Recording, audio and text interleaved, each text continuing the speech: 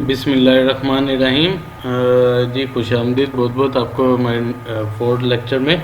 जैसा कि मैंने अपनी पिछली क्लास में इस सब्जेक्ट को अलाइन करना सिखाया था, और अगर अलाइनमेंट की क्लास आपने नहीं देखी तो लास्ट वीडियो को वॉच करें कि हमने एक ऑब्जेक्ट को प्रॉपरली अलाइन कैसे करना है। अब अलाइन करने के बाद जब इसको प्रॉपरली आप अलाइन कर लेते हैं तो अलाइन करने के बाद अगला मरहला जो आता है वो इसकी स्केचिंग करने का आता है। ठीक है, स्केच करने से पहले आपको हर हाल में आपको ऑब्जेक्ट या पिक्चर जो भी आपका ऑब्जेक्ट है उसको साइज़ करना है। ठीक है, साइज़ करने के लिए बहुत से आपके पास एलिमेंट होते हैं कि किन बेसिस पर साइज़ करना है। कभी हमने स्टिच लेंथ की बेस पे साइज़ करना होता है। ठीक है, कभी हमने हेड सेटिंग की बेस पे साइज़ करना होता है, कभी हमने क्लाइंट की डिमांड पर साइज़ करना होता है, और ज़्यादातर सैंपल के मुताबिक साइज़ करना होता है। जैसे मेरे पास ये डिज़ाइन अगर सैंपल में पड़ा हुआ है ओरिजिनल में, तो मैं इसको देखूँगा, इसकी मेजरमेंट करूँगा कि इसमें ये कितना बड़ा है ओरिजिनली। तो इसको फिर एक तो तरीका ये है, एक तो तरीक़ाकार ये है कि इसको फिज़िकल में इसकी मेजरमेंट करें और फिर इसको यहाँ पर वापस आकर इसको उसके मुताबिक रीसाइज करें। लेकिन सपोज़ इसको हम सीखने की नीयत से हम ये कहते हैं क्लाइंट कहता है कि मुझे ये 4 इंच का चाहिए, तो 4 इंच में आपको पता होना चाहिए कि कितने mm होते हैं। ठीक है, अब एक लेमैन जिसको मैथ पहले वीक था मेरी तरह का, ठीक है, अब उसको ये कैलकुलेटर आपको सहारा देगा। ठीक है, ये कैलकुलेटर में आप जैसे ही आएंगे तो ये इस टाइम स्टैंडर्ड पे है। ठीक है, स्टैंडर्ड की बजाय आप यहाँ से इसको लेंथ में चेक कर लें, तो यहाँ पे आप इंचज़ को मिलीमीटर्स में कन्वर्ट कर सकते हैं। ये इंचज़ लिखा हुआ है। ठीक है, आपको क्लाइंट कहता है 4 इंच का है, तो आपको यहाँ पे डायरेक्ट आ गया कि 4 इंच 101.6 मिलीमीटर का होता है। ठीक हो गया, 4 इंच में 101.6 मिलीमीटर होते हैं। तो ये तो एक देसी जुगाड़ है कि आपने यहाँ से कैलकुलेशन देख ली। अब 1 इंच में कितने हैं ये आपको याद होना चाहिए। ठीक है, वो आप अगर 1 इंच में याद होगा तो 25.4 है, तो आप आगे उसे प्लस कर लेंगे। 2 इंच में 50.8 है। ठीक है, इसके लिए एक मैंने 7 रफली कैलकुलेशन भी बनाई है। ठीक हो गया, जिसमें ये इंचज़ टू मिलीमीटर और सेंटीमीटर टू मिलीमीटर, ठीक है, लेंथ के हिसाब से इधर टेबल आपको बना दिया। इसी तरह का टेबल आपके पास भी सेव होना चाहिए, या अगर आपका मैथ बहुत अच्छा है या आपकी याददाश्त बहुत अच्छी है तो आपको ये चीज़ें याद होनी चाहिए। ठीक है, नहीं तो आपके पास कैलकुलेटर तो है ही। ठीक है, तो परेशान होने की ज़रूरत नहीं।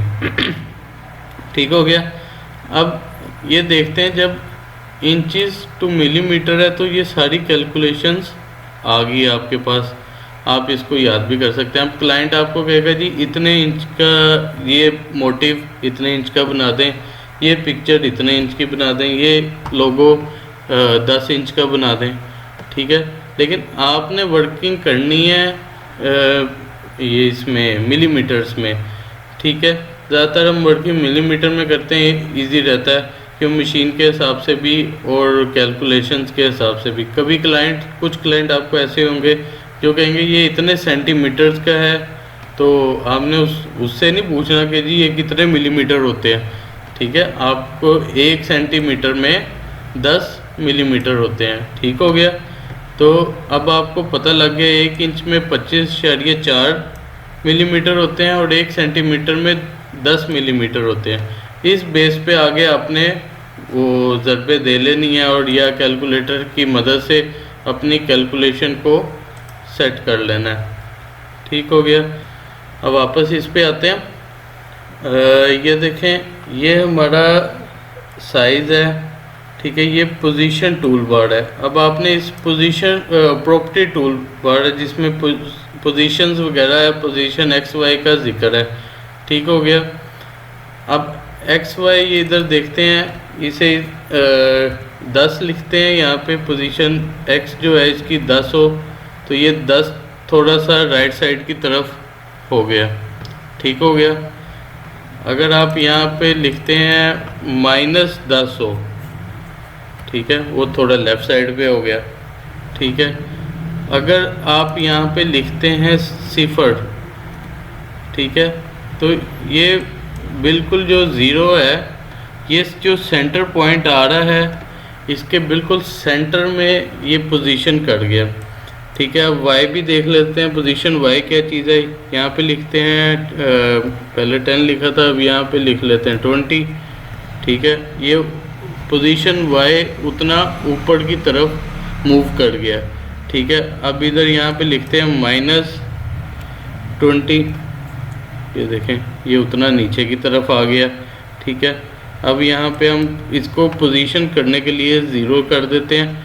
ठीक है। ये जो सेंटर पॉइंट है इसके अंदर एक्यूरेसी के साथ ये प्लेस हो गया है, ये इस टाइम बिल्कुल एक्यूरेट 0 पोजीशन पे है। ठीक है। क्लाइंट ने अब आपको कहा है ये 4 इंच का होना चाहिए। ठीक है।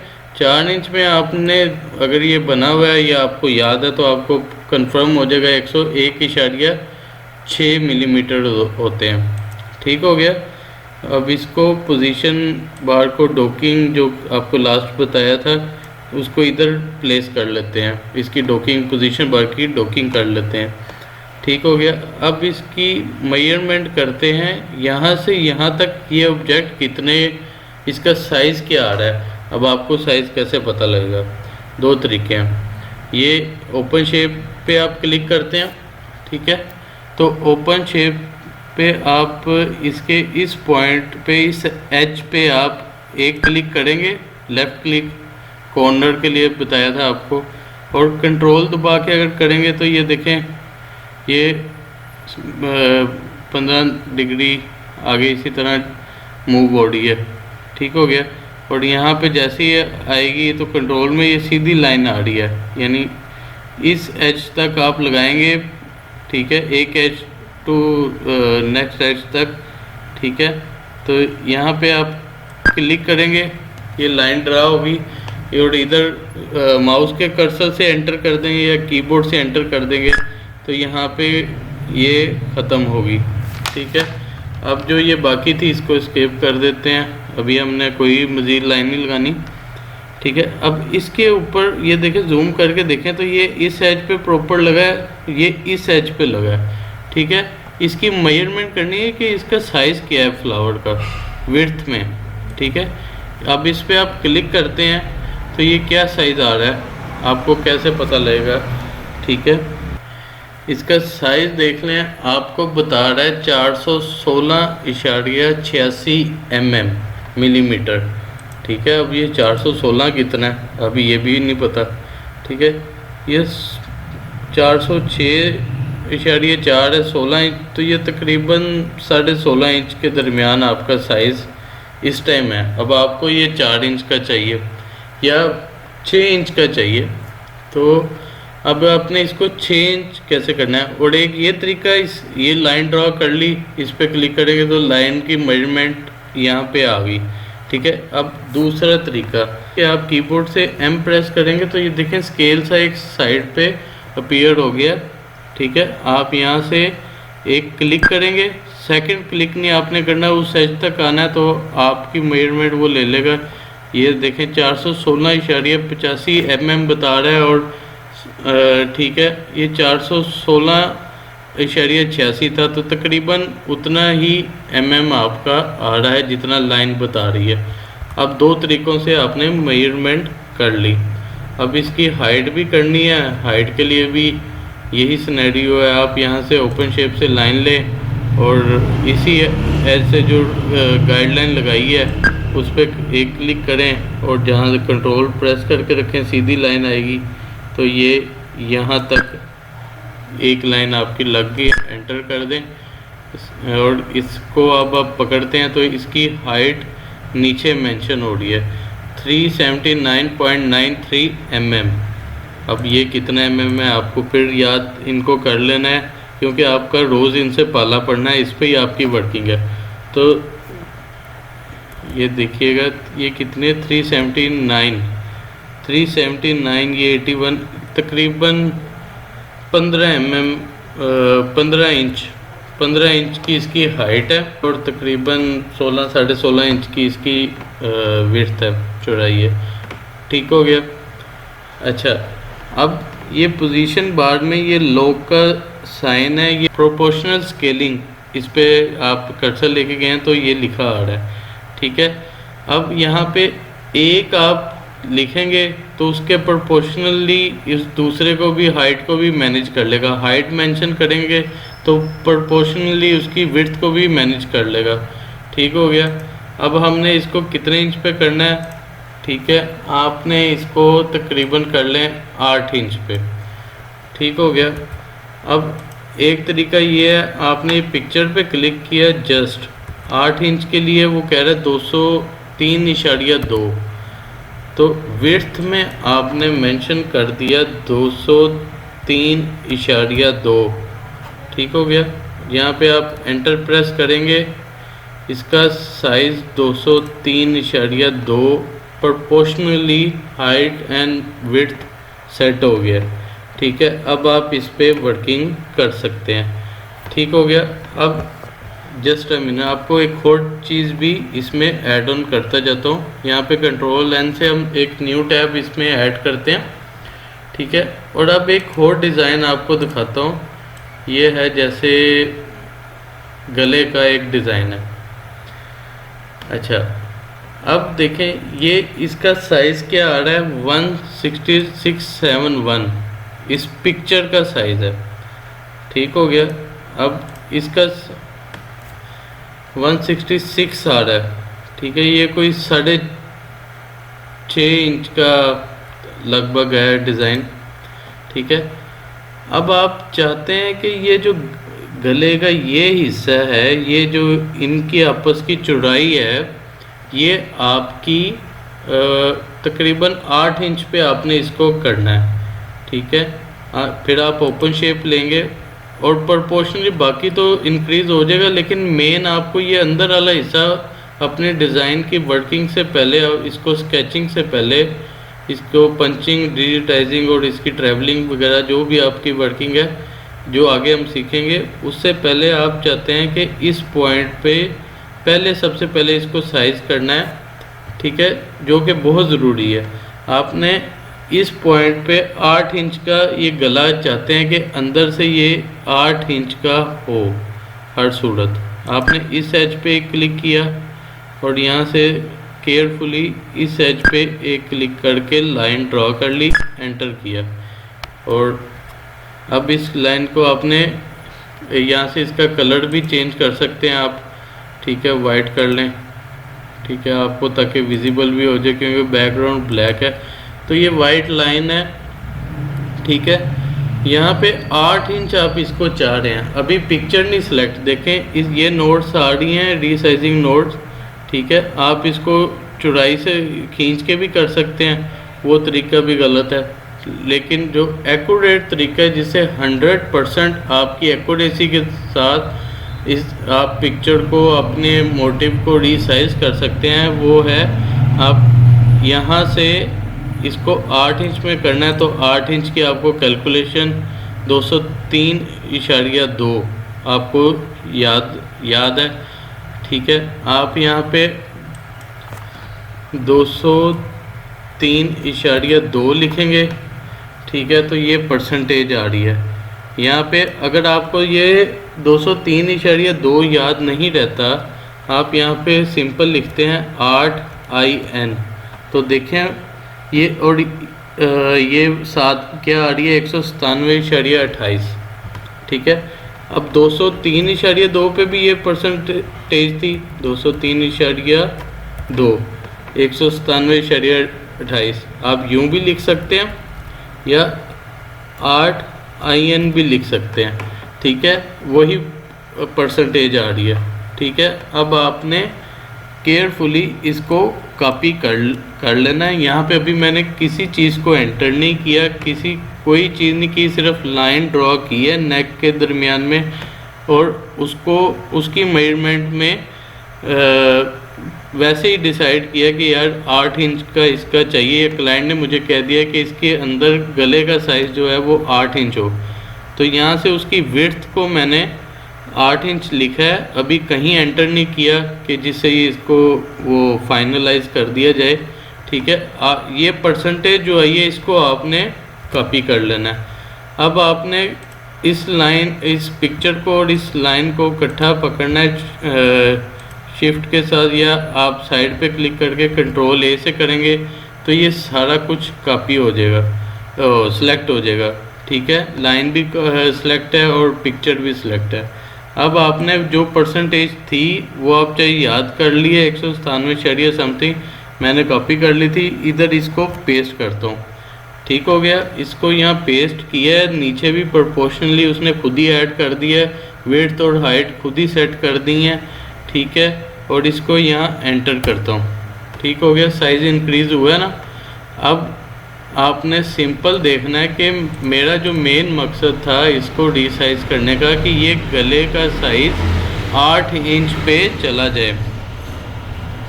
ठीक है, तो अब वो देखते हैं कि वो चला गया है कि नहीं गया। वो कैसे देखना था, इसी लाइन पे क्लिक करेंगे तो उसकी मेजरमेंट आ जाएगी।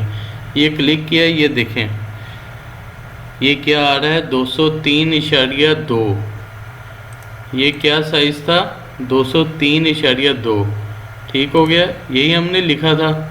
अब ये गले का साइज़ एक्यूरेसी के साथ 203.2 पे इंक्रीज़ हो गया। ठीक है, एक्यूरेट हो गया, और जो कि क्लाइंट की डिमांड थी। और विड्थ इसकी टोटल पिक्चर की हो गई है 328.96। ठीक है,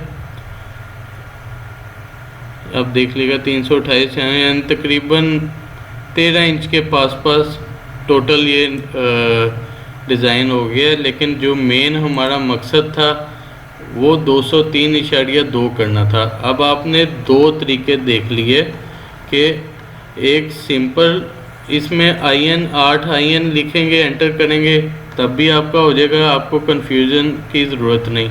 ठीक है, और आप अगर कहते हैं कि यहाँ पे मिलीमीटर्स में सारा आ रहा है, इसमें एक और ऑप्शन भी है, ये जो हमारी व्यू की टूल बार है। ठीक है, इसलिए आपको शो कराई है ताकि अगर आपको ये इनका नाम ना याद हो तो आप यहाँ पे आपके नज़र ना आ रही हो तो यहाँ से आप टूल बार में जाके व्यू की टूल बार को क्लिक करके ओपन कर सकते हैं। ठीक है, यहाँ से वो चलेगी, ये एक्टिव होगी। ठीक हो गया, ये मैट्रिक्स लिखा है, मेजरमेंट यूनिट्स बॉक्स है, ये देख लें। यहाँ पढ़ें, change measurement unit with in software without changing operating system setting.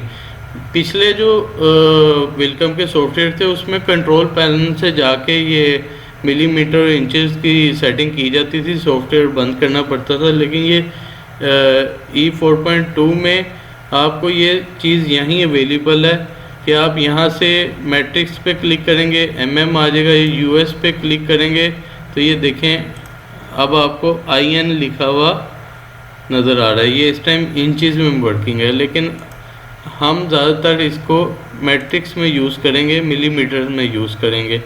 ठीक हो गया, यहाँ तक आपको हर चीज़ क्लियर हो गई है उम्मीद करता हूँ। और ये जो आपको तरीका बताया ये इंतहाई प्रोफेशनल तरीका है, और आप कोशिश करें कि कोई भी ABC मेथड की बजाय आप इसको इसी तरीके से प्रॉपरली रिसाइज करें। ठीक है, ताकि आपका जो ऑब्जेक्ट है, पिक्चर है, वो एक्यूरेसी के साथ इसकी मेजरमेंट प्रॉपरली हो जाए। ठीक हो गया, अब एक और तरीका भी ज़िम्नन इसमें आपको ऐड कर देता हूँ। ठीक है, यहाँ पे कंट्रोल Z करते हैं। ठीक है, अब हमारा ये डिज़ाइन वापस उसी पे चला गया। ठीक है, अब ये देखिएगा, ये ट्रांसफॉर्म की टूल बार है। ठीक है, ये मैंने इधर प्लेस की हुई है। अच्छा, इसमें ये एक pointed transform by reference line numerically, transform selected object using a combination of reference point and numeric value. ठीक है, ये क्या चीज़ है, इसका भी आपको रिव्यू दे देता हूँ। ठीक है, यहाँ से इसे क्लिक किया और जूम कर लें, बेहतर है। आप अगर आपको इजीली है तो इसके आपने इस पॉइंट पे केयरफुली इधर एक क्लिक किया, कंट्रोल प्रेस करते हुए ताकि लाइन स्ट्रेट हो जाए। आपने इस पॉइंट पे एक क्लिक करना है। ठीक है, ये डायल बॉक्स ओपन हो जाएगा आपके सामने। ठीक है, पहले हमने जब ये किया था तो ये लाइन पे क्लिक किया था तो इधर इसकी मेजरमेंट चेंज की थी। अब जब इसको करना है तो ये डायल बॉक्स ओपन हुआ है तो ये अनचेक है, इधर एंट्रीज कुछ नहीं आ रही।